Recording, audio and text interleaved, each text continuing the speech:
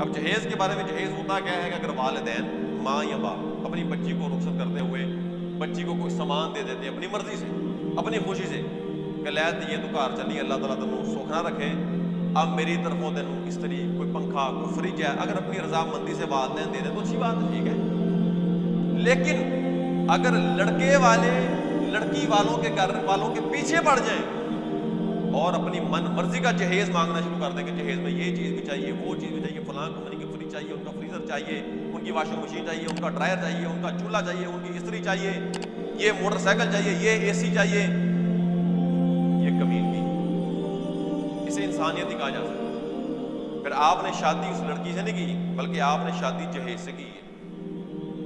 آپ جہیز کو گھر میں لے کے آئے ہو، بچی کو نہیں لے گئے۔ ہوتا کیا ہے ہمارے معاشرے میں، والدین بیچارے غریب ہوتے ہیں، وہ کہتے ہیں لو جی ہمارے پاس تو صرف بیٹی ہے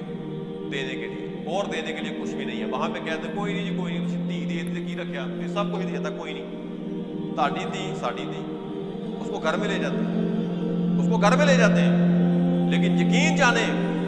بہت واقعات ایسے سنے، بڑی لڑائیاں ایسی سنی ہیں کہ ساری عمر اس بچی کو بیچارے کو تکلیف کا سامنا کرنا پڑتا ہے، شوہر کا بھائی بھی، شوہر کی بہنیں بھی، شوہر کی ماں بھی، شوہر کا باپ بھی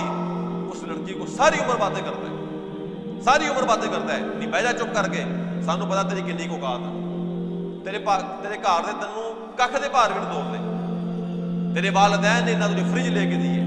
نہ تجھے پنکھا لے کے دی ہے، نہ تجھے استری لے کے دی ہے، نہ تجھے چولہا لے کے دی ہے، نہ تجھے بائک لے کے دی ہے، نہ تجھے بیڈ لے کے دی ہے، نہ تجھے صوفے لے کے دیے، نہ تجھے برتن لے کے دیے۔ برتن لے کے دینے والے ہم، بیڈ لے کے دینے والے ہم، صوفے لے کے دینے والے ہم، استریاں خرید کے دینے والے ہم، واشنگ مشین خرید کے دینے والے ہم، کپڑے سینے والی مشین خرید کے دینے والے ہم ہیں۔ تجھے سب کچھ ہم نے دیا ہے، تجھے سب کچھ ہم نے دیا ہے۔ ہم جانتے ہیں کہ تیرے گھر والے تیرے کتنی عزت کرتے ہیں، تیرا کتنا مقام ہے تیرے گھر میں، تیرا بھائی تیرا کتنا احترام کرتے ہیں۔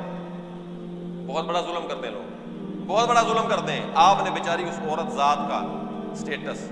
اس کا مقام، اس کی عزت، اس کی ذات، اس کی ناموس، اس کا احترام، اس کا وقار آپ نے خاک میں ملا کے رکھ دیا۔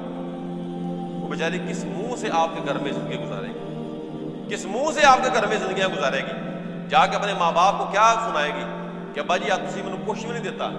تسی مینوں کچھ بھی نہیں دیتا، وہ تے سارے رل کے مینوں گلاں کرتے ہیں، سارے مل کے مجھے باتیں کرتے ہیں، مجھے تانے دیتے ہیں، آپ کے خلاف باتیں سننی پڑتی ہیں۔ اس تکلیف سے کسی کی بیٹی کو دوچار نہ کیا کریں۔